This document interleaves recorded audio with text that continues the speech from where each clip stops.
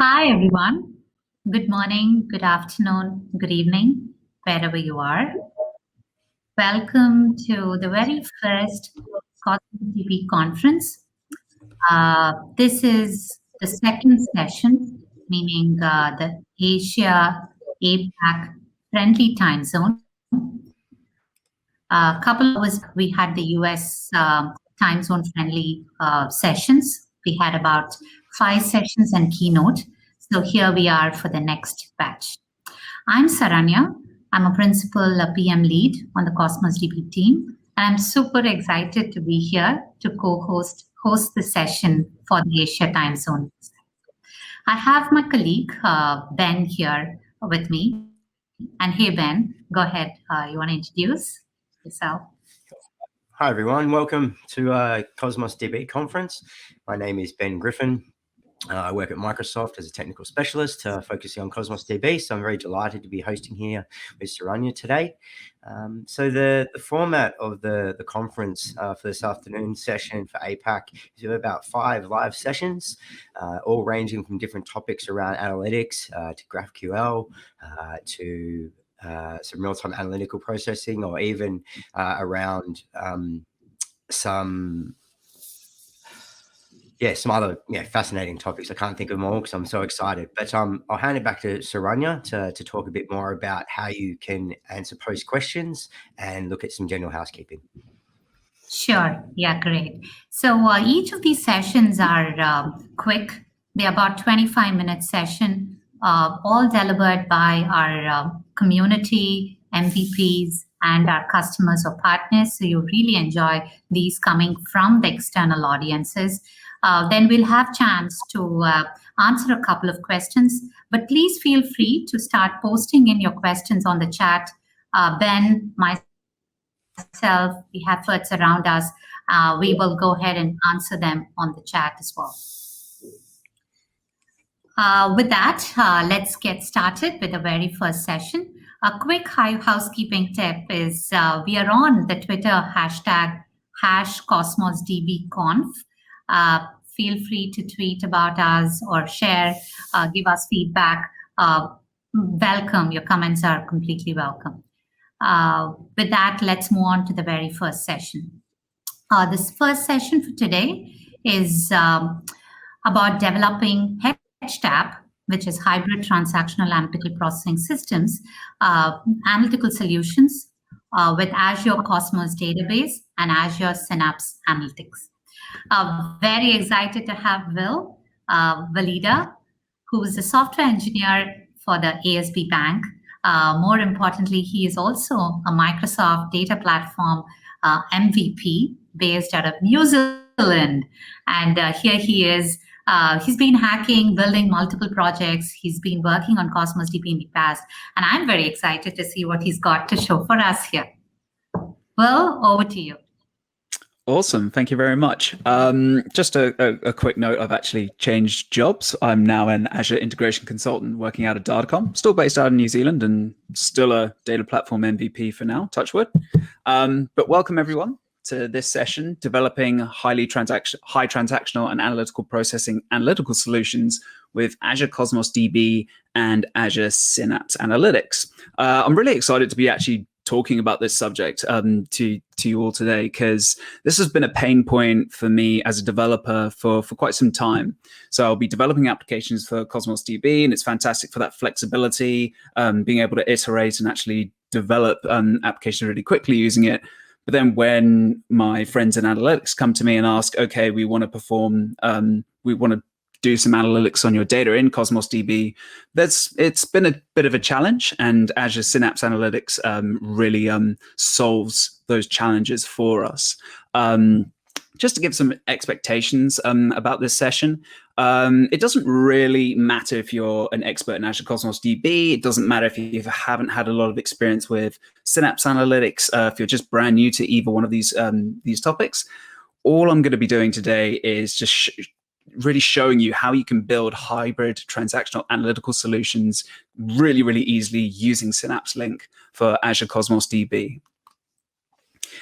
So just to start off, I'll talk a little bit about the past. I'll talk a little bit about what it was like to build and to run analytics on Cosmos DB data before Synapse Link, and some of the pain points that I certainly experienced while attempting to do so. And then we'll kick off straight into what is Synapse Link for Cosmos DB. And then part of that story is really telling you about the new Azure Cosmos DB Analytical Store, and what that is, and actually how that makes our lives so much easier when we're performing analytics on our Cosmos DB data. And then after that, I'll just kick off straight into a demo. As we go along, feel free to pop your questions in the chat, and after the presentation, we'll answer them at the end. Cool. So let's talk about limitations of performing analytics before Azure Synapse Link. So the way that throughput works in Cosmos DB, this would put a little bit of a bit of a pain point on us as developers. Whenever we're performing queries, optimal queries are really performed within the scope of a petition. So say if I had a container of hotels and I was petitioning that by city name, and if I wanted to perform some transactional queries against hotels that were based in Auckland, this was really straightforward to do, because we would just specify the city name as our petition key, and we were able to do that. But traditional analytics doesn't really work like that. We don't really, we don't often perform, we'd like to perform queries beyond the scope of a single petition. And in order to do this, previously, we'd have to perform really, really expensive compute-heavy cross-petition queries. And in order to actually do this, we would find that we'd have to provision extra request units in order to actually do this. And this is just a waste of resources. It's also a little bit of waste of money as well if we're performing these massive analytical queries on our transactional data when we don't really need to do this. In Cosmos DB, as some of you may know, indexing is automatically managed for us. However, depending on the size of the documents or the size of our data that we're persisting in Cosmos DB, and also depending on the consistency level that we set our Cosmos DB accounts at, this does have an effect on our request unit consumption.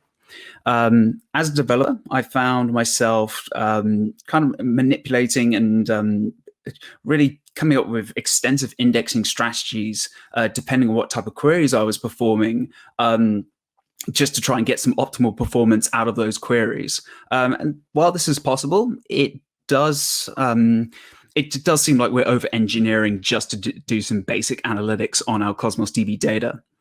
And this is all part of the need to actually develop complex ETL jobs in order to perform analytics, maybe materialize our data and actually manipulate and transform our data in order to perform those analytical to fulfill those analytical requirements. And we can do this using the change feed in Cosmos DB. We can use this, do this in Data Factory. There might be some other ways that we can extract our data out of Cosmos DB and persist it to more analytical friendly platforms.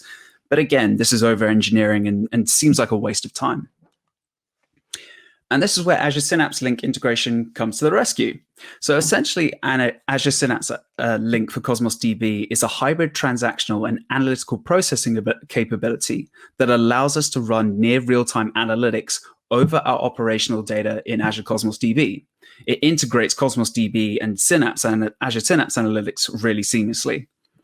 Essentially now, Cosmos DB has a feature called the Analytical Store, which is a fully isolated column-based store that enables us to perform analytics on our Cosmos DB data, requiring no ETL on our part to perform analytics on our operational data.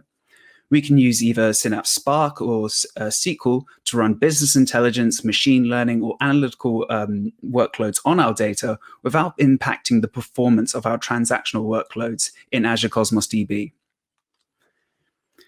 And this really reduces the complexity for us as developers. So we don't have to spend time in building our own ETL jobs. Azure Synapse Link allows us to directly access our analytical store without having to create those ETL jobs.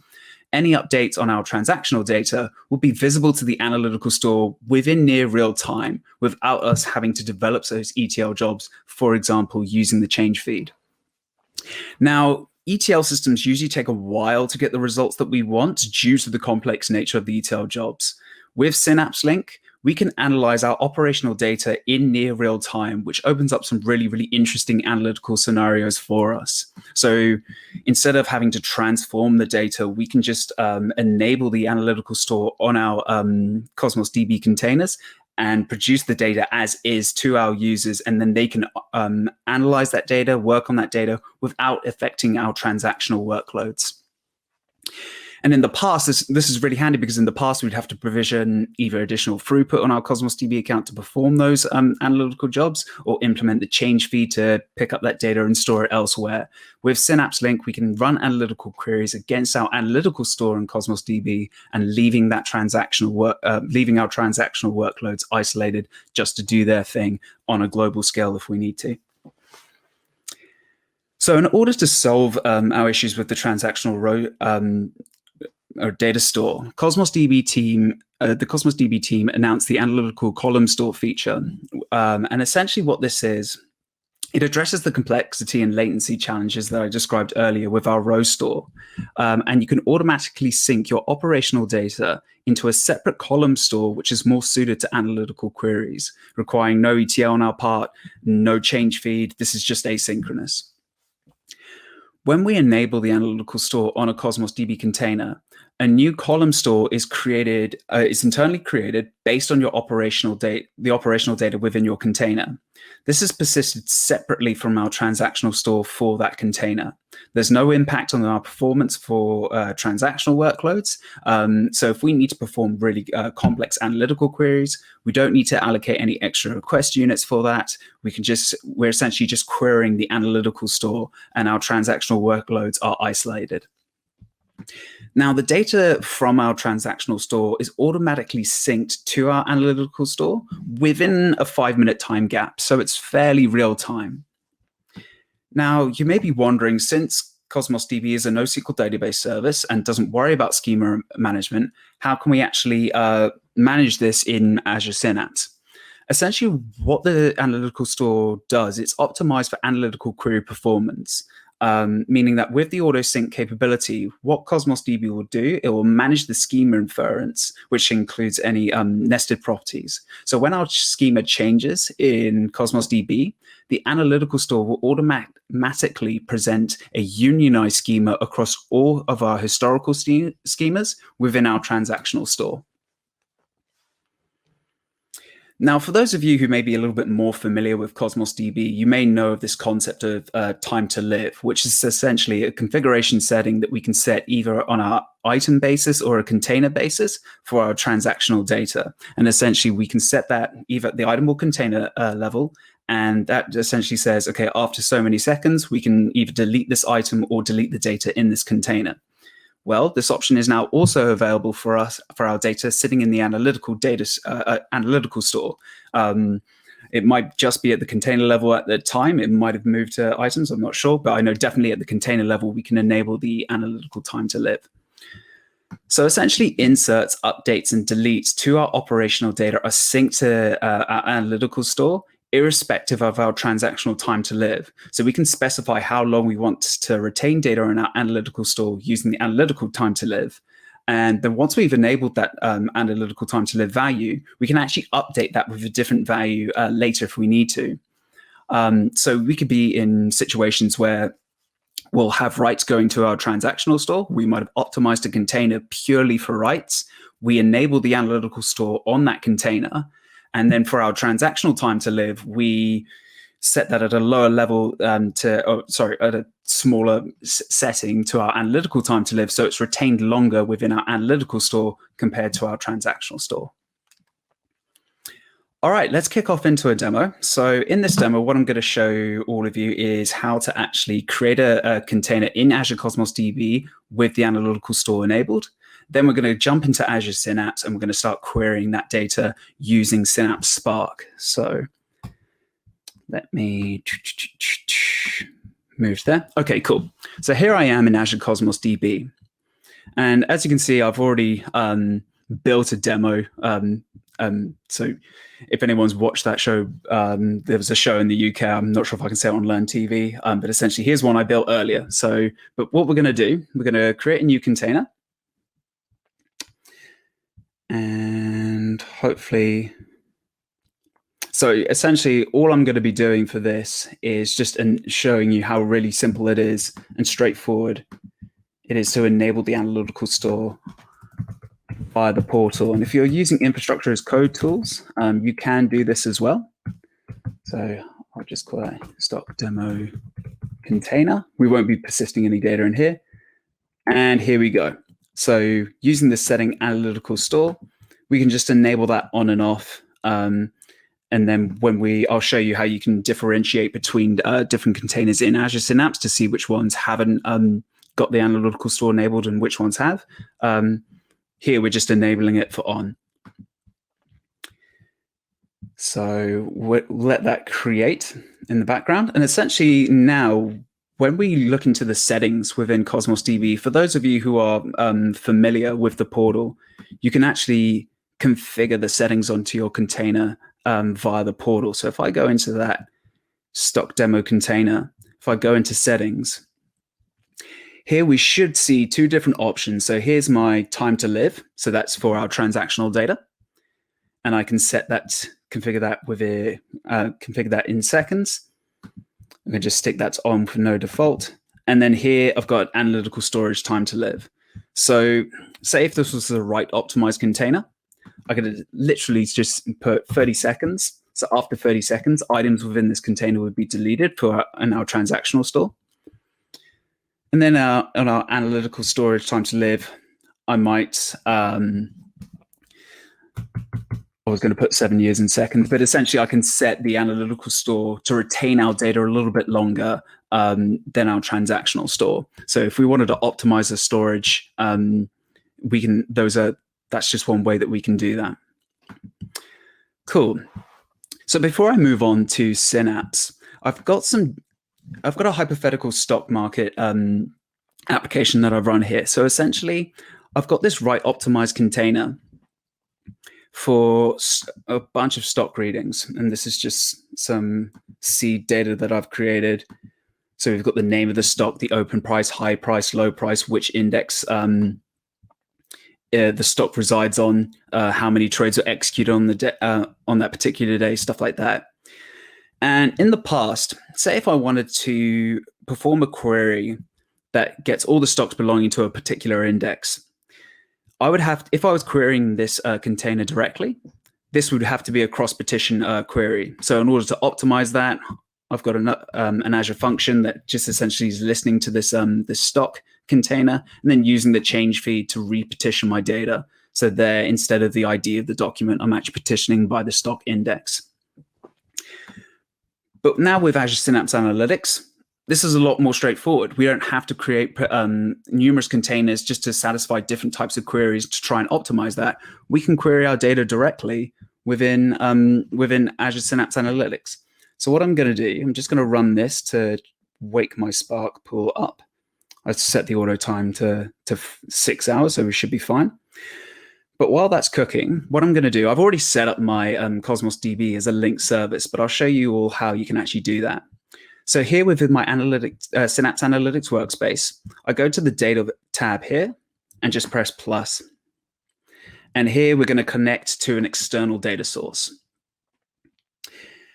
And once we can do that, we can see that we can actually connect to Cosmos DB accounts that have the Mongo API and the SQL API. My account's a SQL API, so I'm just going to pick that. And I'm going to give my service a name, Cosmos DB conf. Bit of latency on my side, but that's okay. And we can connect to our Cosmos DB account either by providing a connection string or by using Key Vault. I'm just going to use my subscription. And then I can connect directly to my stock DB database. Test that connection. That should be all good. Sweet. And if I click create, that should create a new link service for me. So here I've actually connected to my Cosmos DB account through Azure Synapse Analytics. As you can see, I've already done that before. Now, if you take a look at these containers here, I've got 3 containers within my database that I've hooked up to Synapse Analytics. A very subtle difference here is with these containers have a little bar chart in their icon, and this is one that doesn't. So essentially what that bar chart indicates is that container has the analytical store enabled on it. So you can have different containers within your Cosmos DB account that have different, so you don't have to have all your containers with the analytical store enabled. Cool. So now I've got my containers linked up, I can actually read the data from that container as a data frame in Synapse Analytics. So here what I've done is I've just created this sample data frame. I'm reading in the format of Cosmos OLAP. So I'm defining my link service before and the container that I want to load, and I'm loading into this data frame. But as you can see, I've got the system generated properties as well as my data within this data frame. So what I want to do now, I just want to clean this up. So let's go NASDAQ DF, and I'm going to create a new data frame with just the name, number of trades, and just the index, just to keep it real simple, where DF index is equal to, hopefully I spelled NASDAQ correctly. Apologies to all my stock broker enthusiasts. Fantastic. Sweet. So I've created my data frame, and I'm just going to, I've got the, oh, I just want to display 10 of them. I don't want all of the results.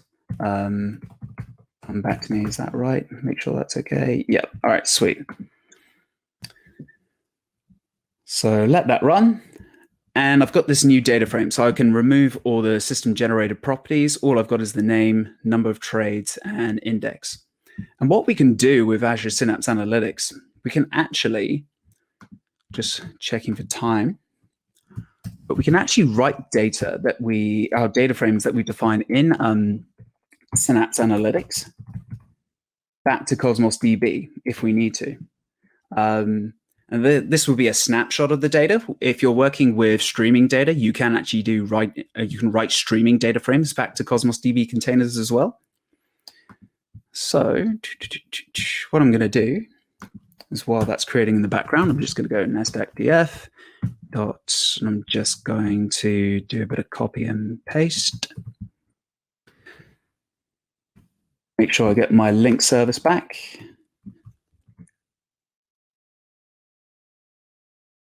So defining my link service here, make sure my container is created, sorry.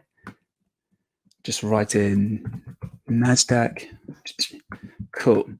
So once I start that job, I can actually manipulate the data using data frames in Synapse Analytics. And if I need to write that back into Cosmos DB, I can just perform this operation, and that should, if that command is executed, looks like it succeeded. So if I go back into my NASDAQ, there we go. So there's my optimized data model back into Cosmos DB, just as a real basic example. And if you're working with streaming data, you can write streaming data back into Cosmos DB. You can read streaming data from Cosmos DB if you've got data being written to your containers all the time. But that's just a real basic and straightforward example of how you can actually enable the analytical store on in your Cosmos DB containers, sync that up to Azure Synapse Analytics, and then work on the data using Synapse Analytics without affecting your transactional workloads. So let me just get back. I've got a couple more slides. Okay. So things to note at the time of speaking. Currently, it's only supported for the SQL and MongoDB APIs. My understanding is that the Cassandra API is still in gated preview. I might be wrong on that, but there is support coming for Cassandra APIs. Currently, you're unable to enable the analytical store on existing containers in Cosmos DB, and hopefully that will change in the future. You can't disable the analytical store after you've created your container, so you're kind of stuck with it once you've enabled that. But the real powerful takeaway I think for all developers is that there's no impact on your transactional store in terms of RU expenditure and workloads. So hopefully in this session, you can see the real power of Azure Synapse Analytics and how that actually opens up a whole world of possibilities for us and for our machine learning engineers, data scientists, business analysts, whoever needs to perform analytics on that data. It opens up a whole new world for them. Cool. So thanks for watching. If you do have any, hello. If you do have any questions, I think hopefully we have questions in the chat, but you can also reach out to me. There's my Twitter handle. Cool. Thanks for having me.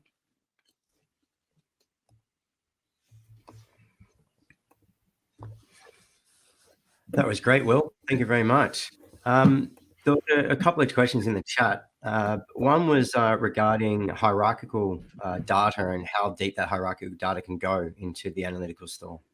I think it was to the gist. So my understanding, I think in terms of nested properties, I think it's 200 properties is the limit. I think that's the limit in terms of different hierarchies for that nested data. So there's 200 nested properties, but I could be mistaken on that, or that might have changed. Yep, great, thank you.